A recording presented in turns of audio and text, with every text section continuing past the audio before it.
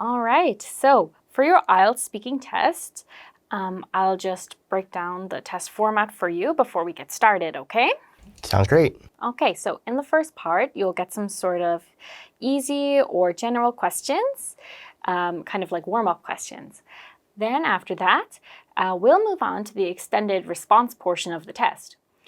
In the extended response portion of the test, you will get one question prompt, and you will get a piece of paper to plan your answer on. You can plan your answer for 1 minute, okay?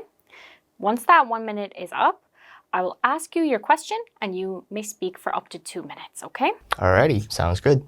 And then after that, we will have some topic-based questions, okay? That sounds great. All right, let's get started then. Okay, so how often do you write with a pen? With a pen, I would say at least 3 times a week. I've mostly transferred my writing all to digital, so it's very hard to see me holding a pen or any other writing instrument. Okay, so you mainly type nowadays. Yes, I only type. Or text. That's a lot more convenient to write down my ideas or send messages. Yes. Okay. When you do write by hand, is your handwriting easy for other people to read? I would say it is legible, but not neat. It's at a very weird intersection, I'd say, where it's like, I guess it's legible, but I wouldn't really be first place in best handwriting competitions. Okay, so it's readable, but not the best. Yes. I see. All right. Do you like to receive cards with handwritten words? I do like to receive cards with handwritten words. I feel like that adds a bit of personality whenever you receive something, a gift like that. And I think I try to write handwritten notes for my whenever I put in gifts or messages or cards, and I feel like that really does add a little bit extra. Okay, great. Can we tell someone's personality from his or her handwriting? I believe so, yes. If it's very neat, very clean, very organized, you can really tell that person put a lot of time and effort into making sure that their message is clear, that they are a very organized person.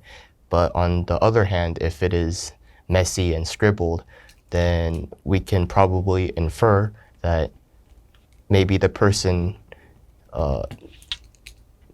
has a lot of other thoughts or needs to go through things very quickly, and that results in handwriting being messy and not being easy to read. I see, okay. And what is the difference between writing with a pen and typing on a computer? I believe the difference is accessibility. It is whatever you have at the moment right now. If you have a pen and you have ideas, or if you have things you need to write, then I believe that taking out the pen would be faster. But on the other hand, if you are sitting at a computer, or if you need to send an email to your boss, those types of situations, a computer and its accessibility would be more important. Okay, great. All right, that is the end of your part 1. All right. So let's move on to part 2. You will have 1 minute to prepare your answer, and your question is to describe a person who often helps others. Alrighty, sounds great. All right, that is your All 1 right. minute. So now you have 2 minutes to describe a person who often helps others. Alrighty. I'd say a person that often helps others is someone with, first, a lot of responsibility. They know their position and they know how and what they can do in order to help people. And I think having responsibility comes with an impartial mind, being able to see a lot of different perspectives and without giving partiality, without giving favoritism to any of the situations. And I feel like a good example of a person who I described is my friend. We met in the military, and he was often the one to solve disputes, to solve conflicts within our friend group. I am not a very outgoing person, so I'm very thankful for him that he was able to help me through that and able to give me support whenever we had problems. As for why I feel like he helped me, well, it's mostly because of friendship, I believe. We're friends. So if he needs help, I go to help him. And if I need help, he comes to help me. And I feel like building that relationship is what is truly the cause of like why we help people. And how do I feel about this person? I feel nothing but the utmost gratefulness. And because I do feel like without him, my military career would have been a lot harder than it was. All right. Okay, so I'm really happy that you met such a nice and supportive friend who could help you during that hard time. Me too. He sounds like a great person. He is. Okay, wonderful. So now let's get on to part 3. All right. All right. Why are some people willing to help others? Why are some people willing to help others? Well, I do believe that, again, it's that relationship that they've built over the years. If you're more likely to help someone that you know than someone on the street, right? It's a very sad truth, but when people they ask for help on the street, a lot of people turn a blind eye because, simply put, they don't know the person. It doesn't affect their own personal life. It's very selfish in a way, but it's unfortunately true. I do try to help people whenever, like just strangers, because I do understand their position. I understand that relationship, that situation that they are in.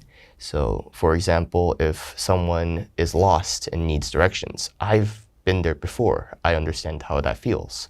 So I always try to tend to help them. But most people, again, they don't have that thought. They don't have that, oh, this doesn't directly impact me, so therefore I won't help them. Yes, I do believe that that is a core reason why. Okay, great. And in what kinds of professions do people help others more? I believe more service jobs like firefighters, policemen, those types of people are willing to always help others. And well, that's the easy answer, but I do feel like a more intricate answer, I'd say, a more deeper answer than just firefighters and policemen is I do feel like really lawyers need more credit than what they normally get. Being able to help a family through legal trouble, being able to help an individual through like bankruptcy, through hard times, is something really a lawyer can do. And I feel like that is an underrated statement of the job. Okay, so who should teach children to help others, parents or teachers? I do feel like parents should be the upfront with their teaching, especially regards to young children. I do believe that the parents should set a good role model. They should set a good example for the children to learn, and the teachers should be more of like guiders, like general direction. They point them towards the general direction, but the parents should be the one to really get in, really teach them the intricacies of what's right, what's wrong, how to help people, when should you help people. And I feel like that isn't something you learn out of school. Okay, I see. And now for your final question, do people nowadays help others more than in the past? I do believe people help others more currently in the present than in the past. If you look at the internet, if you type up any problem you may have, whether it be skin problems or whether you have a car issue, if you search up the problem online, there's always a forum, there's always an article written by people to help other people. The fact that we live in this digital era where we can have the access to search for anything directly impacts how people help others, and it creates a lot more opportunities for people to more engage with others across the world. Yes. So yeah, I do believe that in this digital era, we are able to help more than before. Okay, great. All right, so that is everything for your IELTS speaking test. Alrighty. Now let's get on to the feedback section of your test. Sure. Okay, so you did a lot of things really, really well. Okay. I found you to be very eloquent and well-spoken. Thank you. You're very welcome. And your answers were well structured. So you kind of went with the main point or topic sentence, and then you got into your deeper thoughts or explanations and examples, and you usually concluded your answer pretty smoothly. Alrighty. Yeah. Your pronunciation and your accent is also native level, to be honest. Yes. Yes. I've heard that a lot. Yes. It's indistinguishable, actually, from a native speaker. So that was really great. You also used a lot of expressions and idioms. So when I say expressions, I mean things to make your speech sound more smooth. So you often said I would say, or on the other hand, things like that, to kind of make your speech flow more and to add to, understandability and coherence. So that was wonderful. You also used a lot of higher level vocabularies. So you talked about your writing being legible, and you also talked about a person who helps others having an impartial mind, things like that. Yeah. There were one or two little tiny slips. Yes. Like favoritism to situations. So should have been favoritism in situations, right? Yeah. But honestly, native speakers also make those little mistakes from time to time, and they were very negligible. Okay, so overall, I would say you did an excellent job, and I would give you a score of 9 on the IELTS speaking test. Thank you very much. You're very welcome.